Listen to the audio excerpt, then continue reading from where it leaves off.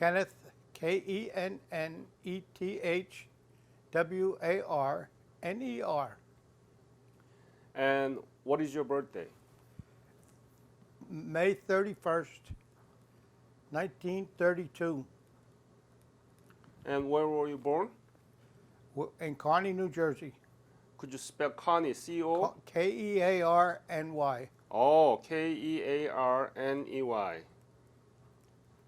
Tell me about your whole family when you were growing up, your parents and your siblings. Well, we grew up, of course, we grew up during the Depression time, so things were kind of rough.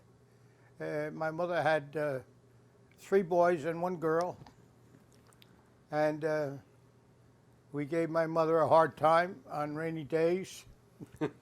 And she had a paddle that she said when it rained, she had an expression, wet day, wet baby, meaning somebody was going to get the paddle. Yeah. Because we drove her crazy, 3 boys. So, but anyhow, we had a very good upbringing. We were not allowed to stay out. And of course, there was no television. So we did what was normal, play in the street, kick the ball, and a little stick ball in the street. And then I wound up working in junior high school. I worked. And then when I got into high school, which ninth grade, I wanted to have fun. So I quit my job, which was in a laundry, and I went out for the track team. And I ran a half mile, and I would run cross country. And then when I graduated high school, When was it? 19, I got out of high school in 1950, And the name of high school? Kearny High. Yeah. And And then when I got out, the Marine Corps was calling, so I answered the call, and I got a free trip to Korea. Yes. so you were drafted, And no, I joined the reserves. enlisted. Yes, I enlisted in the reserves. And at that time, there was trouble, Busan perimeter. So they activated all the reserve units in the United States. And of course, ours was one of them. And since I had only been in for 2 years in the reserve, they figured I was fit enough to go to Korea. And my brother the same way. He went to Korea with me. Are you telling your brother? Yes, So what's his name? Leslie, Leslie, Warner. Warner. Yeah. How old is he? I mean, was he year older younger than me. you? He's Older? 1 year older than me, so he would be 85. He has since passed away. But before you go into the details about this, enlist, did you know anything about Korea around the time that you were graduating high school? No, didn't know anything about what was going on. No. Did you know where it is located? Yes, well, we did have geography in school, which they don't have today. So yes, I knew where it was. Yes. But you didn't know about the history or the culture? No. No. Nothing. Didn't teacher teach about it? No, we didn't. They didn't teach us anything like that in school. Mm. Did you learn anything about Asia at the time when you were in high school? No. Not much. No. No, we never learned about the occupation that the Japanese had in Korea. We didn't learn about those things. No. And you just told me that free trip to Korea. Yes. So now you know that Korea is one of the most economic power in the world, right? Yes, So, definitely. what do you think about this? You didn't know anything about Korea. You had a free trip to Korea. Funny expression. You went through all this chosen few, unbelievable story, and you left Korea. Now you know the Korea is one of the best in the world. What do you think about all these things to you? I of course, we associated with the Korean Marines, and I have the utmost respect for them. You know, after watching uh, how they fight and their discipline. The Royal Korean Army at that time was wasn't as good as the Korean Marines. They're tough, uh, so they needed help. The Korean Army really needed the help that MacArthur was going to give them. And today, I read everything I can about the world affairs. So I'm up on what's going on in the South China Sea with China.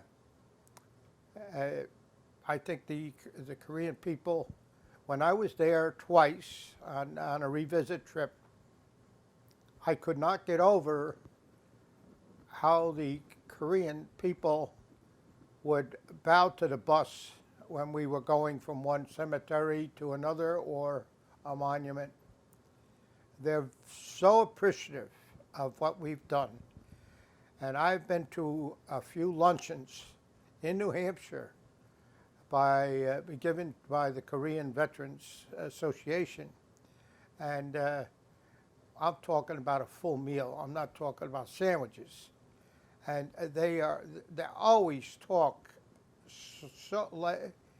they're so happy that what we did for them. And I have a couple of books now printed by our government that show. The one book I was just talking to the fellow downstairs, a book that says it's pictures of Korea then and Korea now. The reborn Korea. Yes, Yeah. and what they have done compared to what goes on in North Korea. Yep. It's just remarkable. So I think the Korean people can be so proud of what you people have done after the war. I'm glad the Army got out of Seoul, because the girl that was on our bus, our guide, she told us that you need all the room you can get with families. So the Army base took up a lot of room. And I'm glad that they were moving. But at the hotel where Marine Corps Ball was, there were two American girls there that said that they didn't like the move because there was no nightlife down where the Army base was going. These were two school teachers. So, both my trips to Korea were just phenomenal. They were absolutely beautiful. The way they took care of the cemetery. When were you in Korea? The one trip was 1999. Mm-hmm. Yes, and the next trip was probably in 2001. Yeah, that was 2001? That was the one with my brother. Okay. Yeah.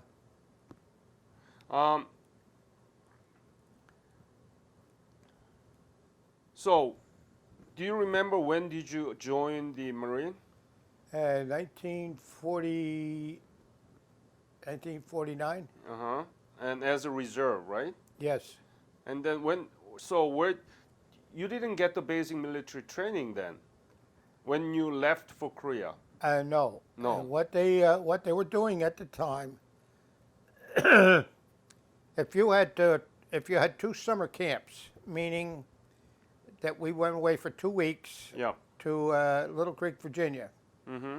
and we would learn how to climb down cargo nets and make invasion on the beach down in Little Creek, Virginia. Mm-hmm.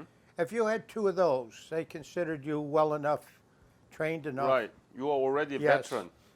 My brother, he joined the reserve after me, so he only had one summer camp. Well, they needed everybody so bad that they even took those guys. So none of our guys in the reserves had boot training Mm-hmm. unless you were brand spanking new into the reserves. You Yeah. know? But when we got to North Korea, Oh, know. when did you departed for Korea? well, we left Camp Pendleton on board ship to Japan. Let's see, November. August or July? I would say probably August that we left Pendleton. Early Yeah, August, right? The end of August. The end of August? The end of August, and we went to Japan. And we were in Japan for 2 weeks. And then we boarded ship and went around the southern part of Japan to, we were going to go into Wonsan. Wonsan. Yes. So And, you didn't participate in the Incheon landing, but you went directly to Wonsan. yes, Uh-huh. yes. Yeah. What did Army, I mean the Marine tell you about the situation in Korea at the time? Did you know anything? What's going on there? They don't tell you anything. You pick up as you go. They don't want to put the fear of God in people, so they don't tell you. They keep you in the dark. Mm-hmm. Yes. Like up at the reservoir, we had no idea that there were 10 divisions of Chinamen trying to annihilate the whole 1st Marine Division. Yep. So we got into Wonsan, and then When did you arrive in Wonsan? November the 10th in 1950, Right. and Tell me about the Wonsan, the Wonsan harbor you saw for the first time. Describe the scene, describe the people. How was it? we didn't get to see very many people at all because when we got out of the landing barges, we went right to a place where my regiment was set up. So we didn't get to see anybody at all other than the destruction of the harbor there. Yes, that's all we got to see. What And was your unit? What's that? What's your unit? I was in a H&S company, Mm-hmm. 1st Battalion, 1st Regiment. First regiment? Yes, What was your specialty then? communications. Communications. Yes. Mm-hmm. Okay, so from there, what did you do? We stayed in Wonsan for maybe 2 weeks, Mm-hmm. and then we boarded trains, and we went up to the railhead at Chinhongni. Mm-hmm. And then, our regiment then was in reserve, what they call reserve. Mm-hmm. So then they started moving north, and our regiment stayed at Chinhongni. Then all of a sudden they wanted us up at the reservoir, and we went up the mountain in a blizzard. It just snowed and snowed and snowed. And we set up on the side of a road, which wasn't much because the road, the hill started immediately Mm-hmm. from the side of the road. And so the road wasn't very wide. So that's where we set up our headquarters. And we had an aid tent there. And this is where I got my first experience with people being frozen, because the Chinese had ambushed the Royal Marines that were with us. And my job, because I was not on duty, was to go out with another man and pick up bodies that were frozen solid. I had never even been to a funeral parlor. I never saw a dead person. So our problem was, how do you put the man in the Jeep with respect? Put him in head first Yeah. or put him in feet first because of the weight? They were hanging out of the Jeep. Yeah. So we took them back to by the 8 tent, and then I saw them bringing in some Chinese prisoners.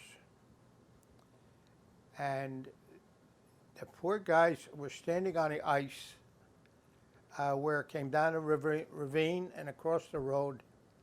They were standing there in their bare feet. And their feet, their skin was sticky, remember, like when you take something out of the freezer, your fingers might stick to something. And these guys were just whimpering. I felt sorry for the poor guys, but they already had frostbite. Mm-hmm. The Chinamen moved around mostly at night to keep out of the way of our airplanes. So we were at the bottom of the hill, 1081, and they were getting hit pretty bad, and they were running low on ammunition. So they took anybody that wasn't on duty, and each one of us had to carry 2 cans of ammunition, and also follow one another up the side of a mountain at nighttime in the snow. The canteens were frozen solid. You couldn't eat snow because it makes your core temperature go down in your body. Mm-hmm. So they didn't want us to eat snow. And we got to the top, and our job then was to bring down wounded guys. Where were you? Were you around Hagaruri or We were below that. below that? Yeah, we were right near the Treadway Bridge. Okay, which is close to Godori.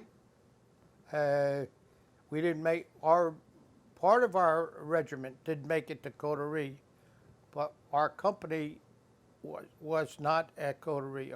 So you were around Jinungni still? No, we were way up. We were way up by the Treadway Bridge, where the Chinese had blown the bridge across the ravine. Okay, I got it. Yeah. Yeah. So between Godori and Jinungni, right? Yes. Yeah. Yeah. Yeah. And there's a hill on the right-hand side going north. It's Hill 1081. Yeah. Treadway Bridge. Yes. So tell me about this bridge. How was it? Well, you were ordered to protect it, or what happened? well, our regiment was. Our company has 250 men, and they were. They were supposed to take the mountain ridge and protect the convoy coming down the road. So without a bridge, our whole division would have been stuck. So what they did, they asked for a bridge drop from flying boxcars. So I understand they practiced it a couple times, maybe at Kimpo, and then they parachuted it down, 3 or 4 sections. They sent down one extra section just in case the wind blew that parachute where they couldn't get at it. And the engineers proceeded to put the bridge together. Little did we know, my brother and I, until one of our reunions where we met up with an engineer. Since the ground was frozen solid and there was not much dirt, they filled both ends of the bridge between the dirt and the steel with dead Chinamen, and then pushed a little bit of dirt on top. And that got our division out of North Korea. Out of that area. So when were you in Treadway Bridge? Uh, Must be around, the end of December. no, No. early December. Uh, Because the evacuation was done in December 14th in Hungnam. what was the 14th? The Hungnam evacuation. Oh, was on the 14th? Yeah, December 14th. Okay. So it had to be beginning, maybe the 3rd of December? Yeah. Yeah.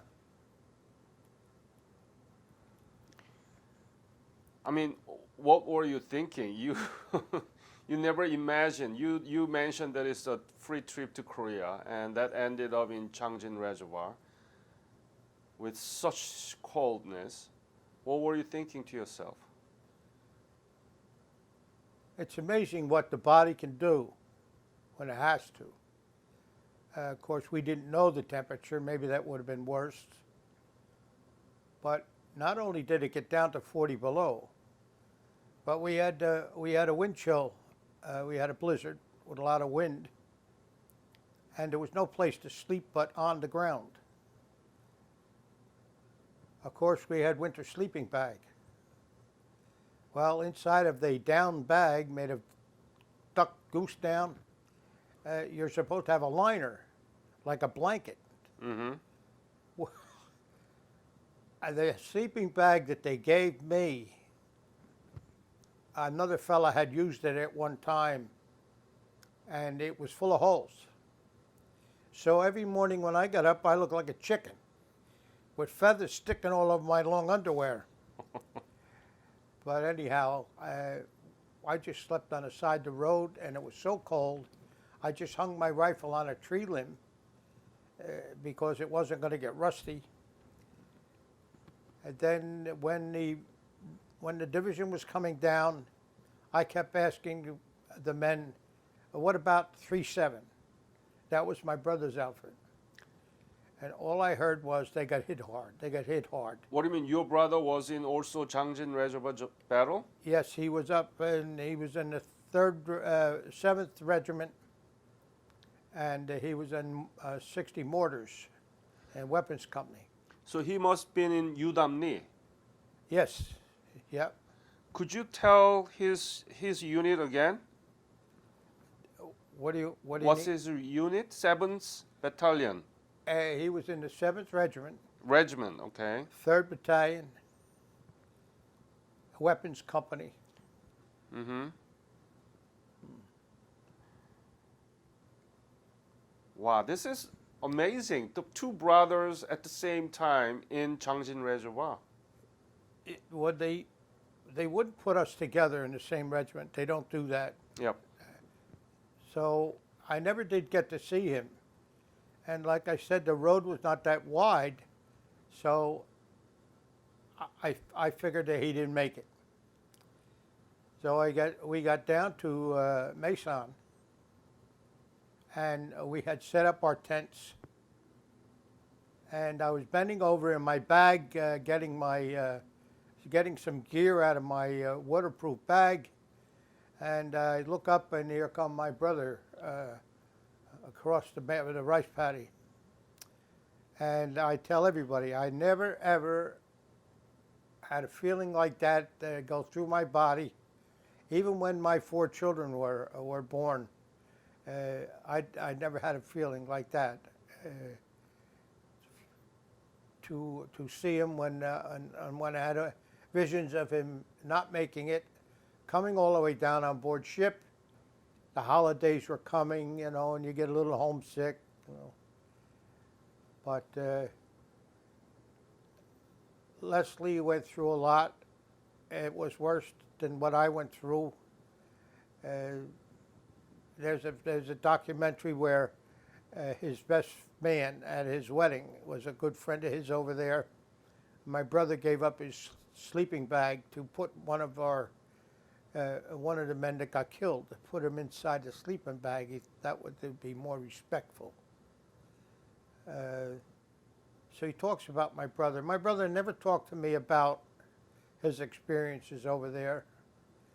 Some guys can do it, but he was never one to talk about what they went through Why was at that? UDMD. Because UDMD was very bad. Too much, Yes. too much cruelty. Yeah, and my brother, the personality of my brother was he was a follower. He was not a leader. So he was a little maybe weaker than I was. He couldn't talk about it. You know, or I don't mind talking about it, but to you, or talked about it to the men downstairs. But I don't talk to my neighbors about that night that we went up the hill to bring the wounded guy down, and it was a terrible experience to do that and to pick up dead people. I'd never seen that go on, and war is hell. It's bad. Yeah. So anyhow, we get down to Mason, and we got on the railroad station, and we see a little boy standing there with a burlap bag on. So they went through our railroad car and give me a shirt. So we had extra clothes by then.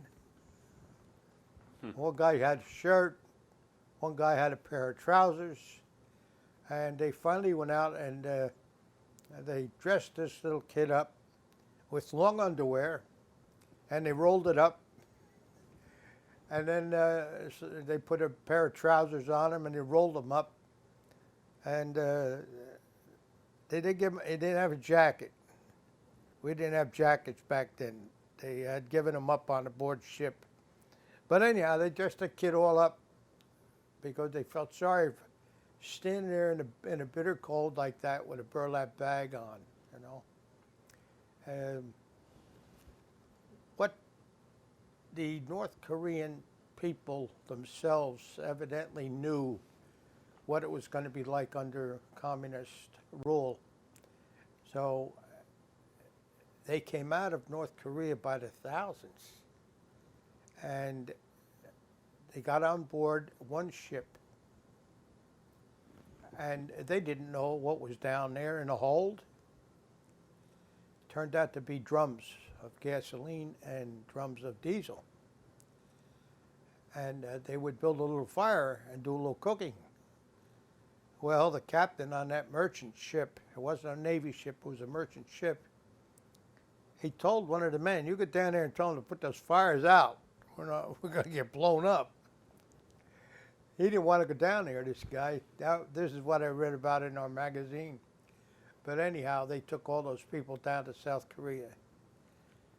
And I tell you, the reunions that I have been to, there's one that's a state senator here in this state that gave us a talk, and he said that if it hadn't been for us, I wouldn't be standing here talking to you now.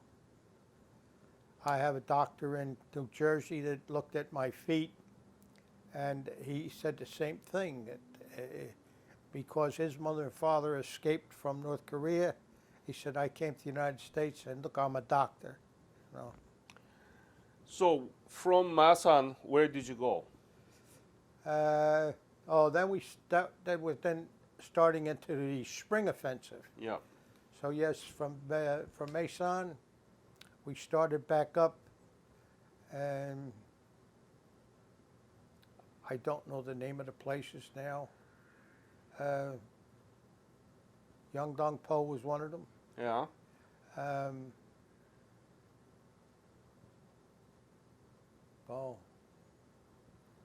I don't remember. Don't remember all the places, but we went up. From what I remember, we went back up the coast, different places. I really don't remember the names. So. Punchbowl. Were you at the 38 parallel main line of resistance, or where were you? East side or west side? We were on the east side. And you went up to the main line of resistance? Yes. So Capitol Hill, Heartbreak Ridge, Yes, yeah. Punch Bowl, They are. Bloody Ridge. What were I did make all of those you did make because I all was of it? there because I was there a year. See, once you were there a year, then you could go back home. You did your time.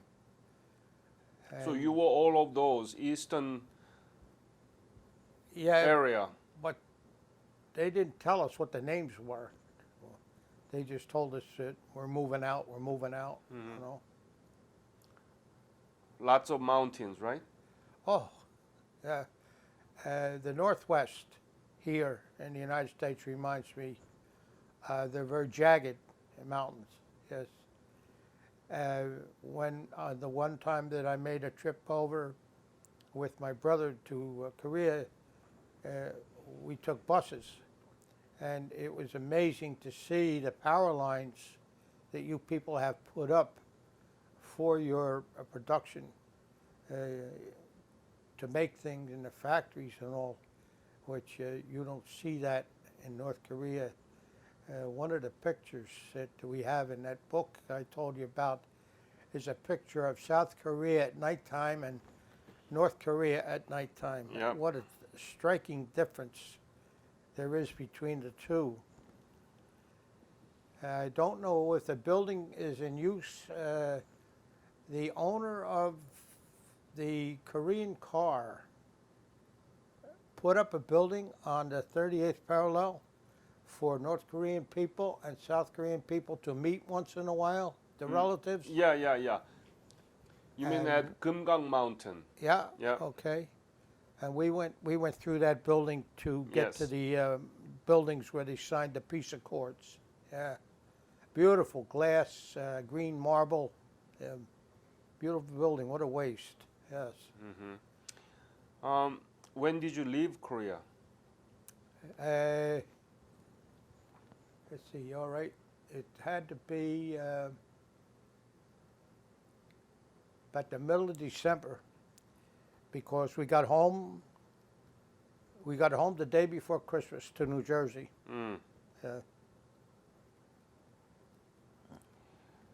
So all these years, you never knew where Korea was. You participate one of the most severe battle in the history of Korean War.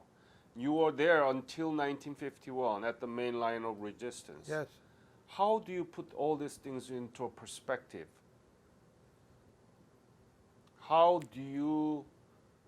Well, if you read like I did, why it happened, you can understand that Truman was under pressure to stop the Chinese aggression. They figured there was a domino theory that if Korea fell, then the next thing would be maybe Indonesia or the Philippines. So you must stop at some place. For MacArthur to say, let's cross the 38th parallel, go right up across the Yellow River, he was a very egotistical man, and he put our division in a very precarious position, surrounded by 10 divisions of Chinamen to make himself look good. Ninth Corps of Chinese. Ninth Corps. Yeah. Yeah. And I understand the book that I read, Enter the Dragon, it's all about how the Chinese come across the Yalu at nighttime, and why so many of them died of frostbite, because they sat all day. Yeah. The Chinese suffered a lot more than we did as far as weather goes. And I understand from that book that the Englishman wrote, the general that was in charge of the Chinese army at that time, they killed him because he didn't do what he was supposed to do. But he never figured on fighting us, meaning the Marines. We don't fight like the Army fights. There's a different feeling with the comradeship between us and the Army. You'll see more cars with Marine Corps stickers on than you'll see cars with Army stickers on. The Navy, that's a little different. But as far as fighting force goes, what we did in North Korea was amazing, with mostly all reservists. They fell right into that battle and they did their job. Yep.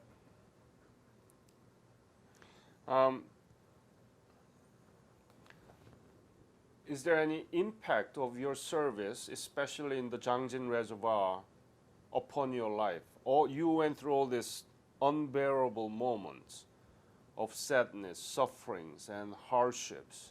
You went through all this, and then is there any impact upon your life? Well, back then there was no such thing as PTSD that we ever heard of. We didn't come out like they did in Vietnam with drug problems, because we didn't have anything like that, and marijuana and stuff over there. We had rebels that could make their own liquor.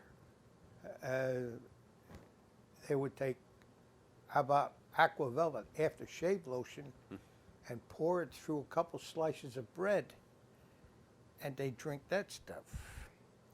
They had more ways of getting drunk. But no, it never affected, maybe that's my personality though. Some guys get affected more than others. I do think about it a lot, but I don't use it harshly on anybody. It got to be where I couldn't work anymore because of the cold. I have trouble holding things. I was an electrician in construction, like buildings like this, not houses. And there was a lot of times you had to work on a deck.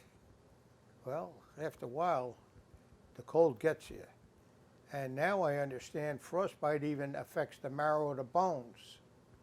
Well, I don't have that problem yet, but I have a problem with the feet and a problem with my hands. I wear socks to bed, Thinsulate socks to bed, even in the summertime. There's nothing I can do. The VA takes very good care of me. I'm happy with them. So you still have a frostbite symptoms? Yes, and I got, the ears never stop peeling, you know, stuff like, when you're a radio operator, you got to wear the earphones. Ah, that's why. So I was susceptible to that. I had a few spots of cancer on my back. But my personality, I could go out with the guys on patrol. And the things that some of those guys do to the bodies of the Chinamen, they're looking for gold in their mouth. And they would pry their mouth open and look for gold. And my brother's outfit, I talked to a guy, he had ears on a string on his belt. You don't do that when you get home. But when a person gets into battle, I don't know, your personality changes. We had a cook that had been a machine gunner, and he had great joy of machine gunning the Chinamen. And one guy, he said, was half in and half out of the bunker. And he just machine gunned back and forth until his legs fell off. He would never do that at home. But your mind changes when you get into battle. Yeah, especially when they suffer from such unbelievable hardship, Yeah. or looking at all those people dying like flies, and they go like a little bit extreme, right? Yeah. They go to a lot of extreme. Well, like I say, we didn't have PTSD. We just had aspirin. Give them an aspirin. Send them back, you know. We had good leaders. Marine Corps had excellent leaders at the time. Anybody you remember? Anyway. Any leader that you remember, the higher-ups? Oh, yes. Chesty Puller. Chesty Puller, yes. After I was there for a while, we got a brand new radio Jeep. And whenever Chesty went any place, that was my job to follow his Jeep. Oh, you were so close to him. Yeah. And I told the guy just downstairs, that we had to go to a rice paddy where there was an army group. And Chesty Puller hated the army anyhow. Well, he had the hood of the Jeep, his own personal Jeep with a map on it. And he had all his company commanders there. And he was telling them where I want you, where I want you, where I want you. Well, a Jeep pulled up on the main service road. And we could see it was General MacArthur with his corncob pipe. And over the paddy comes his captain, his aide. And he says to Colonel Puller, at that time it was only Colonel, Colonel Puller, General MacArthur's on the main service road. He'd like to speak with you. And did you see that? what's that? Were you there? Oh, yeah. I could hear the whole thing because the windshield was down on the Jeep, my Jeep. Where was it? I don't remember where the heck it was. I don't remember what area it was, but that was when the 23rd Regiment of the 2nd Army Division got taken off the line for combat inefficiency. And Puller was furious over what they did. They left their dead and their wounded. When was it? When? This had to be in the spring of the year. I see. Yeah. Spring 1951. Yeah. Oh, yeah. And he never turned his head. He said, you tell the general I'd be glad to talk to him as soon as they get done laying out line positions. So when the captain went back, they took off. Can I tell you another little funny story about it? Sure. When we got back to the United States, my brother and I, they put him in, we went to the 2nd Marine Division, then Camp Lejeune. And we bought one car between the two of us. Mm-hmm. And when I went to pick my brother up, because I was in what they call tent camp, I was in recon, and I had to go to the main base. Well, when I got over to the main base, behind every barracks, there was the candy machines where the parking lot was. I said, Les, what's going on? He said, Colonel MacArthur, well, no, they made him a general by then because he was in charge of the whole division. He said, General MacArthur told the candy maker to come and get your machines out of the barracks, otherwise I'll have my men do it. What the Marine Corps needs is more whiskey and women and less pogey bait. Now, do you know what pogey bait is? No. Pogey bait is candy. We need more whiskey and women and less pogey bait. And he didn't take them out of the barracks. So Chesty Puller had the guys with fire axes rip them off the walls and throw them outside the parking lot. And this is probably the reason why he never made commandant. He had 4 Navy Crosses. And Navy Cross is one step below the Medal of Honor. Yep. And I understand he was recommended for the Medal of Honor a couple times, but turned it down. He had 14 Purple Hearts. He was a tough guy. He was So very you fair. actually worked with him? Yes. Yep. Yep. I know the monument in Marine Corps Museum in Quantico. Oh, you've been there? Oh, yeah. Yeah. I'm working with the MPVA so that you know that there will be a monument of Changjin Reservoir Battle in Quantico, right? Yes. Yeah, I'm the one of the people that actually brought the MPVA into it. Oh. Yeah, I know the general there. Who's that? Gee, Olmsted. Oh, yes. He's Yeah, a General nice guy. Olmsted. I've been working with him to get it done. Oh, yeah? Oh, yeah. Yeah, I met him, talked to him a couple of times. He's real down to earth. Is he coming for this today? They don't tell us who the speakers are, Mm. so I don't know who they are. Are you going to have any people here? I'm sorry? You going to have any dancers here or anything? Dance? Yeah, No, I'm going to join your banquet. because when we were in Oregon, there must be a lot of Korean Oh, people. I'm not from the local, so Yeah? I came from New York. Okay, Yeah, so I don't know about that. But let's go back to the thing. Are you proud that you served in the Korean War? definitely. Why? Because I think everybody should serve their country. They should have a draft here.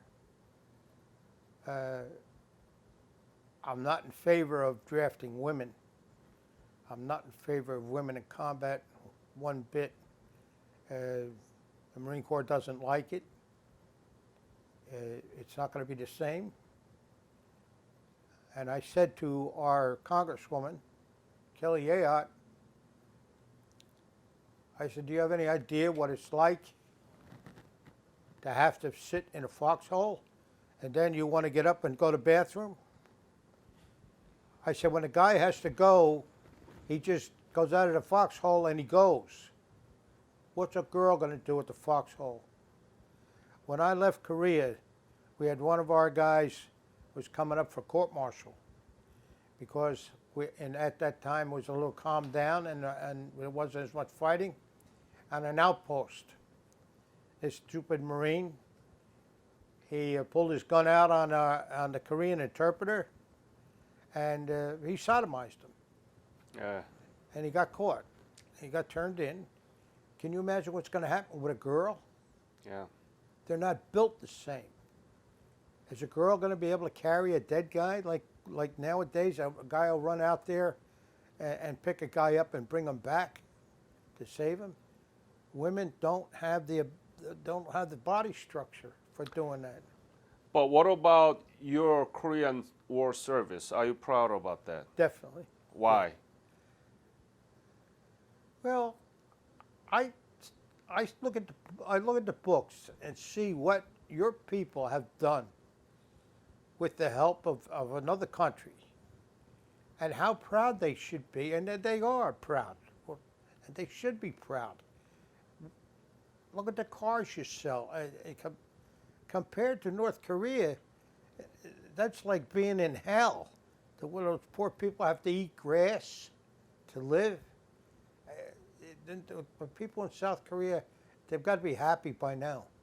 Well, you know this wonderful outcome came out of the Korean War, right? Yes. But why it's been known as forgotten and why we don't teach much about it in our high school or in middle school? Why we don't teach about it? Well, It's a good example, isn't it? it is. Today, I would not want to raise children. What's going on today in politics, and when they can take the flag out of the classroom, and when they can take no more Pledge of Allegiance, they don't teach geography, no civics. They The teach stuff you- geography, yeah, they teach. They teach geography, yeah.